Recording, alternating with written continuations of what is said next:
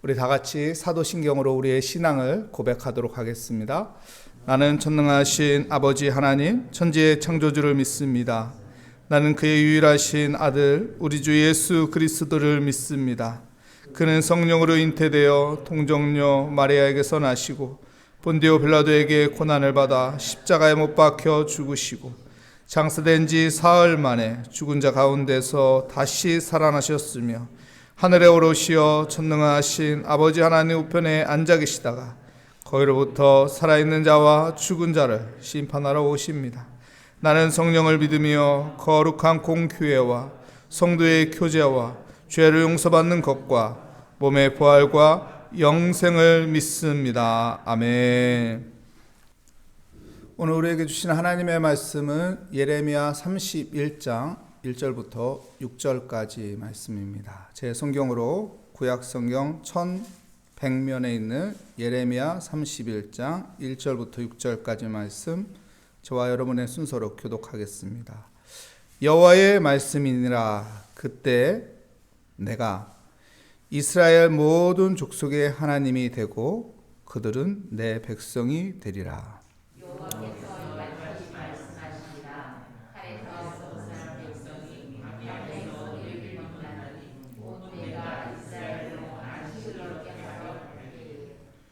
옛적에 여호와께서 나에게 나타나사 내가 영원한 사랑으로 너를 사랑하기에 인자함으로 너를 이끌었다 하였노라.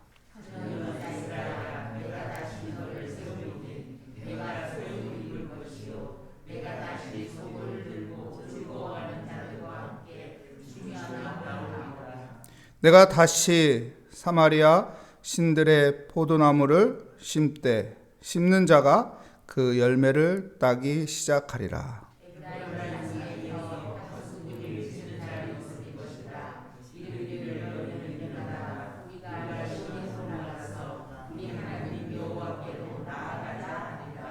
아멘.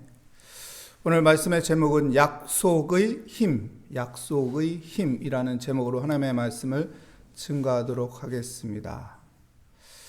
약속이라는 것은 지키자고 있는 것이죠.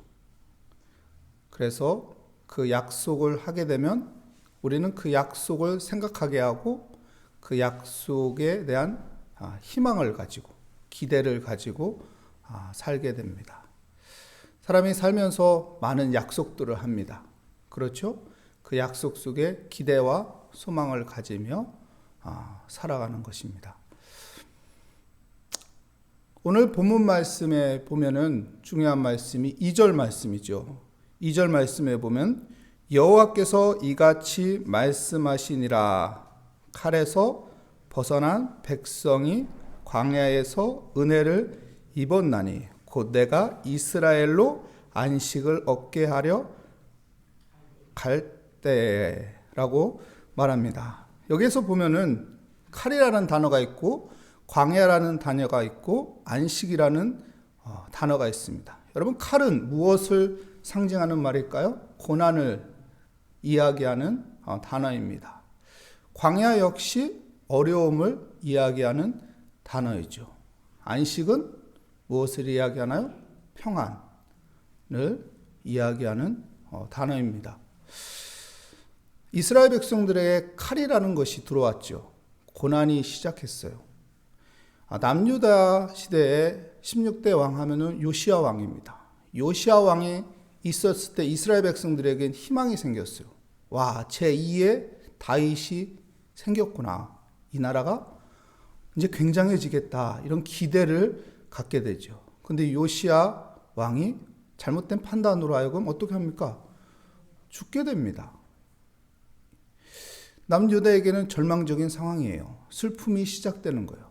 죄가 이제 그곳에 자리를 잡게 되고 그 나라는 점점 망해져 가는 이제 나라가 되는 것이죠. 그리고 그들은 또 광야에 들어가게 됩니다. 왜요? 바벨론이라는 강국이 남유다를 멸망시킵니다. 그리고 광야에 들어가게 되죠. 그 바벨론의 포로로 가는 삶이 그들의 인생에 있어서는 광야의 삶이 시작된 것입니다. 그런데 이 광야의 삶이 그들에게 슬픔이 아닙니다. 왜냐하면 그 광야의 삶은 그들에게 하나님이 주시는 축복이 열리는 것이죠. 이 70년의 광야가 끝나면 어떡합니까? 다시 그들은 예루살렘으로 귀환을 하게 됩니다. 하나님의 주시는 안식을 얻게 되는 것이죠. 평안을 얻게 되는 것이죠. 2절 말씀의 핵심이 바로 그 이야기를 해주는 것입니다. 성경에 보는 그런 인생을 산 인물들이 있습니다. 몇몇 사람을 이야기해 본다면은 우리는 다윗을 볼 수 있어요. 다윗이 사울왕의 칼을 피해서 어디로 도망갑니까? 광야로 도망갔습니다. 광야로 돌아가는데 어떡하죠? 그 광야의 삶은 하나님께서 그를 준비시키는 거예요. 그를 훈련시키는 거예요. 그리고 어떡합니까? 그를 왕의 자리로 앉힙니다. 칼, 광야, 안식, 이런 하나님의 일하심의 단계를 성경은 우리에게 보여주고 있는 것입니다. 다윗뿐인가요? 요셉 역시도 마찬가지죠. 요셉이요, 노예로 끌려갑니다. 이것은 그의 인생의 칼이에요. 고난이 시작된 거예요. 그런데 어떡합니까? 그 종살이를 하다가 또 그가 들어간 곳은 어디죠? 감옥이에요. 감옥은 그에게 광야입니다. 그 광야는 그를 준비시키죠. 그를 훈련시키죠. 그리고 요셉이 결국 안식에 들어갑니다. 그 안식이 무엇인가요? 바로 총리가 되는 것이죠. 이 하나님의 말씀에 이런 사인을 하면서 우리에게 말씀하는 것이 있습니다. 무엇인가요? 여러분, 우리 그 사자성어에 보면은 설상가상이라는 사자성어가 있잖아요. 난해한 일이 있는데 그 난해한 일이 계속 이어지는 거. 눈 오는데 설이 내린다. 이런 말이잖아요. 우리는 어떤 어려움이 있어요. 근데 또 어려움이 더 오면은 절망하고 좌절합니다. 믿음의 사람들은 절망과 좌절이 아니라 그 속에서 가져야 할 것은 하나님의 섭리가 무엇일까? 하나님의 뜻이 무엇일까? 이런 마음을 가지고 살아야 합니다. 이 시대는 에스더 시대다 이런 말을 많이들 합니다. 왜 그럴까요? 여러분, 이 시대의 신앙생활하기가 참 어렵다고들 합니다. 코로나가 시작된 뒤로 신앙을 지키기가 많이 어렵기 때문에 교회들을 많이 떠난다고 하죠. 에스더 시대와 같다고 합니다. 에스더 시대에 여러분 믿음 지키기가 쉽지 않았죠. 자기 신앙을 드러내기가 어려웠죠. 하지만은 에스더 그 성경에서 가르쳐 주는 건 무엇입니까? 죽으면 죽으리라 하고 자기의 신앙을 지키라는 것이죠. 그러면 하나님의 섭리가 모든 것을 풀어주고 열어준다는 거예요. 믿음의 사람들은 하나님의 섭리를 믿고 사는 거예요. 하나님의 섭리, 하나님의 일하심의 계획을 믿고 살아가는 것이죠. 그때 하나님의 일하심을 보게 되는 것입니다. 칼이라는 고난이 있지만은, 광야라는 어려움이 있지만은 그 속에 하나님의 섭리가 있고 하나님은 우리를, 믿음의 사람들을 안식으로 우리를 인도해 간다는 그 믿음을 가지고 살아야 합니다. 그래서 이제 3절부터 6절까지 말씀은 하나님의 약속의 말씀을 선포하는 겁니다. 볼까요?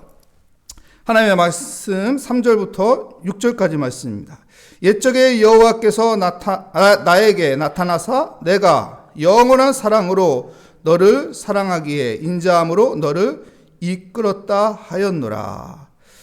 하나님께서 사랑으로 인자함으로 우리를 이끌어 간다는 것을 말씀하죠. 4절 말씀 보겠습니다. 처녀 이스라엘아 내가 다시 너를 세우리니 내가 세움을 입을 것이요 내가 다시 소고를 들고 즐거워하는 자들과 함께 춤추며 나오리라. 하나님께서 첫 번째 무엇을 한다고 합니까? 다시 세워준다는 거예요. 다시 세워준다. 여러분, 우리가 가져야 할 소망은 무엇입니까? 하나님께서 나를 이끌어준다는데 어떻게 이끌어준다는 거예요? 다시 세워준다. 다시 세워준다.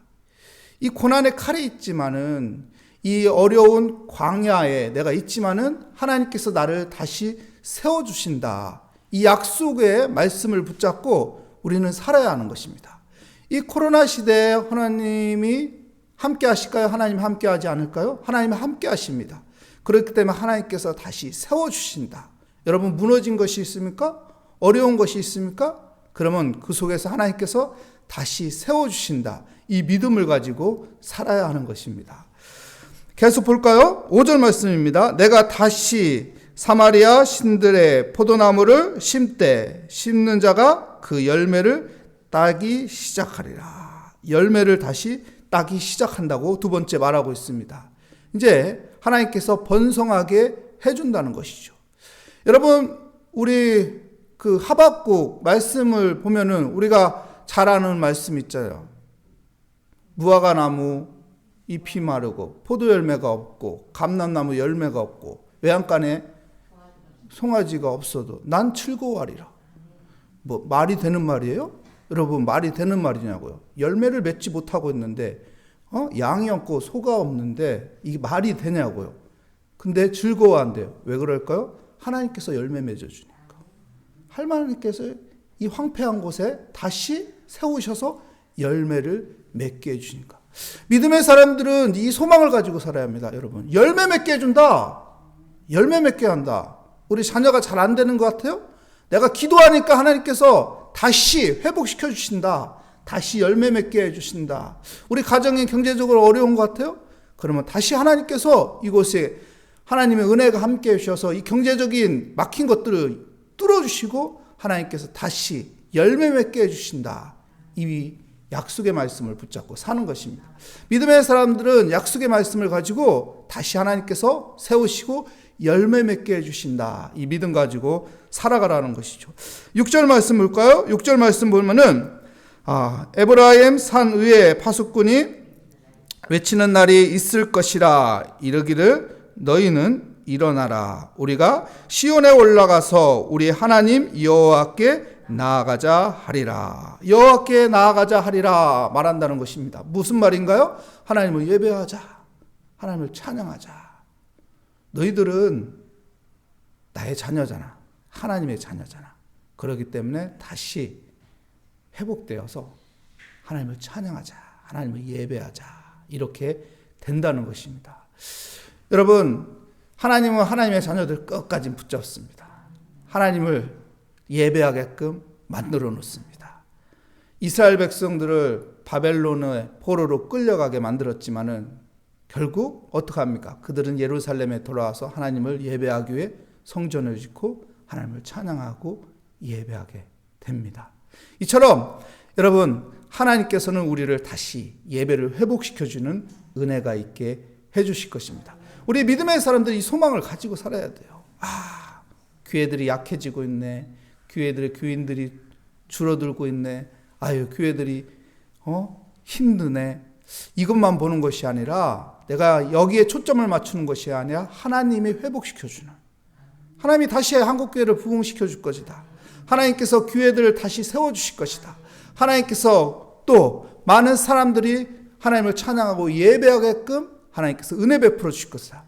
이 소망을 가지고 살아야 돼요. 왜요? 하나님께서 모든 것을 주관하시기 때문에, 역사의 주관자이신 하나님이 살아계시기 때문에, 하나님이 섭리 가운데 모든 것을 풀기 때문에 그렇습니다. 이 모든 것의 중심은 또한 우리 1절 말씀에 보면 이렇게 말하죠. 여호와의 말씀이니라. 그때라고 말합니다. 그때 내가 이스라엘 모든 족속의 하나님이 되고 그들이 내 백성이 되리라. 무슨 말인가요? 그때 내가 이스라엘의 모든 족속의 하나님이 되고 그들이 내 백성이 되리라. 하나님과 믿음의 사람들의 관계가 회복된다는 거예요. 모든 것의 답은 관계 회복이에요. 관계 회복이 되면은요, 모든 것들은 다 풀리는 거예요. 우리가 생각했던 게 모든 것들이 다 풀린다는 것입니다. 왜 이스라엘 백성들이 고난이 있어야 하고 왜 바벨론으로 끌려가는 광야 삶이 있어야 할까요? 바로 관계예요. 관계. 하나님과의 관계가 무너져서 하나님은 그 관계를 다시 회복시키는 거예요. 이스라엘 백성들이 죄를 지었고 또한 믿음을 지키지 않고 참된 하나님을 예배하지 않았어요. 근데 하나님께서 그 모든 것들을, 관계를 회복시킵니다. 그리고 모든 것들을 다 풀어놓으세요. 다 회복시키는 은혜가 있게 되는 것이죠. 여러분, 관계 회복이에요. 왜 우리가 기도해요? 하나님과의 깊은 관계입니다. 하나님과의 깊은 관계가 있을 때 하나님께서 도와주시고 하나님께서 은혜 베풀어 주시고 하나님의 섭리 가운데 모든 것이 풀리게 될 것입니다. 사랑하는 성도 여러분, 하나님이 세우시면 돼요. 하나님이 열매 맺게 해주시면 돼요. 하나님이 내가 찬양할 수 있는, 하나님을 예배하는 예배자로 세워질 때 모든 것들은 하나님께서 풀어주시는 것입니다. 그 은혜를 누리는 믿음의 삶이 되시기를 축복합니다. 기도하겠습니다. 하나님 감사합니다. 우리는 하나님과의 관계가 중요하기 때문에 새벽을 깨우며 기도의 자리에 나왔습니다. 하나님 앞에 기도하며 하나님의 말씀을 붙잡으며 우리 안에 하나님의 약속을 붙잡고 살아가는 믿음의 사람이 되게 하여 주시옵소서. 하나님께서 우리를 이끌어 주시며 하나님이 세우시고 열매 맺게 하시고 하나님을 예배하는 자로 세워주신다는 그 믿음 가운데 하나님 흔들리지 않고 주께 초점을 맞추며 살아가게 하여 주시옵소서. 주께 감사드리며 예수 그리스도의 이름으로 기도합니다. 아멘. 하늘에 계신 우리 아버지의 이름을 거룩하게 하시며 아버지의 나라가 오게 하시며 아버지의 뜻이 하늘에서와 같이 땅에서도 이루어지게 하소서. 오늘 우리에게 일용할 양식을 주시고 우리가 우리에게 잘못한 사람을 용서하여 준 것 같이 우리 죄를 용서하여 주시고 우리 시험에 빠지지 않게 하시고 악에서 구하소서. 나라와 권능과 영광이 영원히 아버지의 것입니다. 아멘.